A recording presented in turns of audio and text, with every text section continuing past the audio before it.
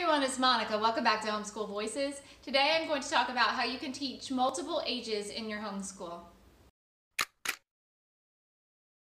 So if you're like me, you probably have more than one child and they are probably not twins, so you have different ages in your homeschool. And even with two kids, it can start to get a little exhausting because, for English and science and everything, you are teaching different things. And I would like to suggest that you don't always do that. But how? How do I teach kids that are 3 years apart writing? I mean, I can't teach them the same thing, can I? Au contraire, you can. So I'm going to tell you how. So here is something that I have been doing lately. I went over to Easy Peasy All-in-One Homeschool. I don't think it's .com, it's .something or another, but Easy Peasy. And I looked at their 7th grade curriculum because my son is in 7th grade. And, it was actually pretty good because I don't know what I expect from language arts curriculums, but I'm usually not happy with them. This one was pretty good and it's free. But what I did was, I have this in front of me. I got the last 30 days. She has 180 days laid out. I mean, if you don't know what to do, honestly, just go to that because your kids are going to learn and it's free.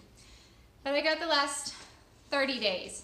So now, if you want what I'm going to talk about, go over to Facebook, type in Homeschool Voices, request to join, and I see it every day. I will approve it right away. And this is on there. And if you can't find it, just private message me or make a post and I will make sure that this finds its way into your hot little hands. So this is so cool. I'm so excited. This is how you can teach kids that are 3 years apart. So we are going to work on writing a novel. There's 30 days. Okay. The first day, my kids were working about, thinking about what genre. So they were introduced to the term genre, and we talked about all the different possible genres that their story might be. Second day, they learned about protagonists. Third day, they learned about conflict. Now, I don't expect my 9-year-old to get the same thing out of this as my 12-year-old.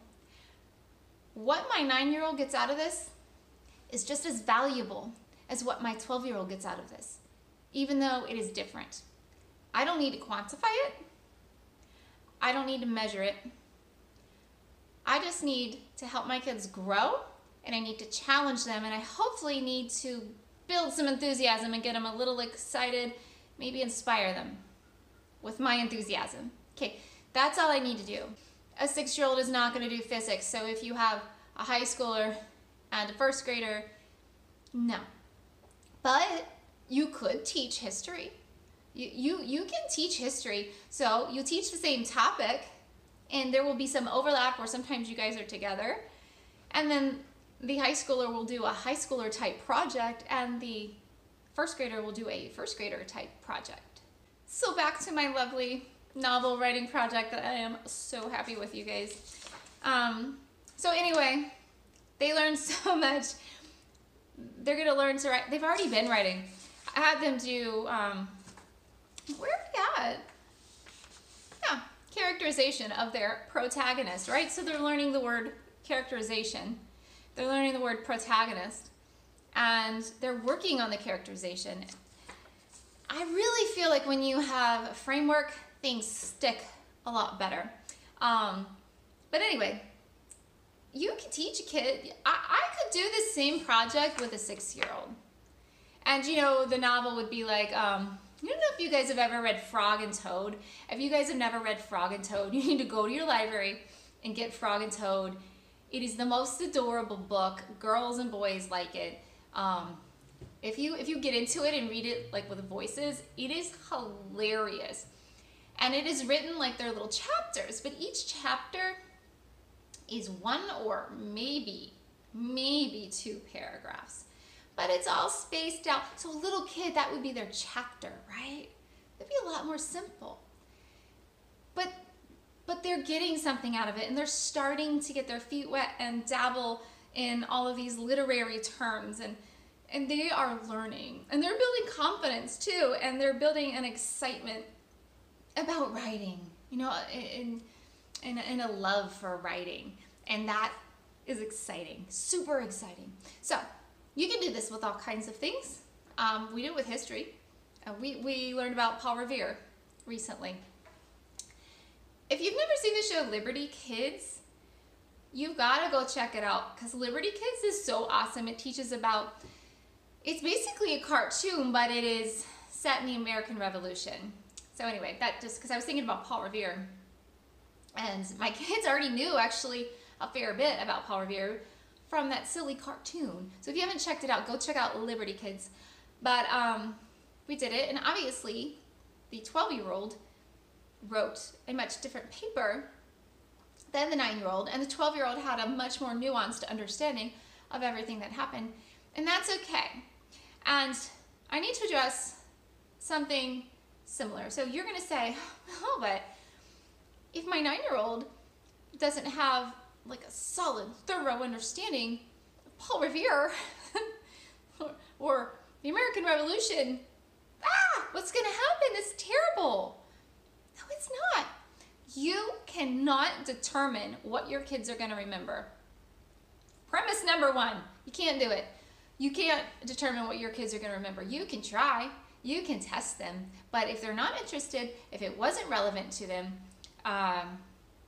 it'll just go out of their head. I can attest to this, and I think most of you can too. I think if most of you out there, myself included, if we took a American history test, we would probably do pretty poorly. I'm just saying. Because a lot of us weren't interested in the information that was being presented to us at the same time, which is why you should also consider being very child-led with your history and science. I think that your children should have to learn history and science. They should have to do it weekly, but I think a lot of it should be child-led. You should be very flexible with it. So anyway, I'm going on a tangent, you guys, but with history, so we did Paul Revere. It doesn't matter. It matters and it doesn't.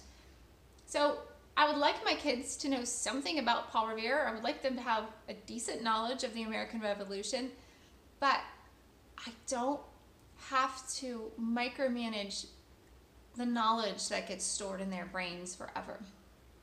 All I have to do is present information to them and try whenever humanly possible to make it somewhat engaging and interesting. That's all I have to do. It is a fantasy to think that you can ensure that your child knows everything. Everything that you've decided that they need to learn, which, you know, is going to be it's going to be quite different from what they learn. If your kid lives in Maine, they're going to learn all about the history of Maine. They're going to spend a lot of time learning about the history of Maine. If your kid lives in England, the history that they learn, even the science, is probably going to be pretty different. Their educations are so different. So don't get so myopically focused on what you think is a good education and freak out and say, oh, my kid has to know this and they have to know that. No, your kid needs to grow. Your kid needs to learn. They need to read, they need to write in some language. You know, but I think if you are presenting your kids with information on a regular basis, they are going to learn a lot of things. They are going to be intelligent people and articulate people. They're going to be effective communicators. And at the end of the day, that's what matters. You just cannot guarantee that they're going to remember one thing or another. So if I'm teaching my kids about Paul Revere, I might teach my daughter about it again in a few years, or I might not. Maybe we'll go more in depth into something else that my son never got super in depth with. I just want to make sure I am always working and helping both of them to grow and to learn. So you can cut down on your workload, science with history and with literature for sure. And that's a lot of their education. And teach them at the same time. And you can make small alterations in the projects.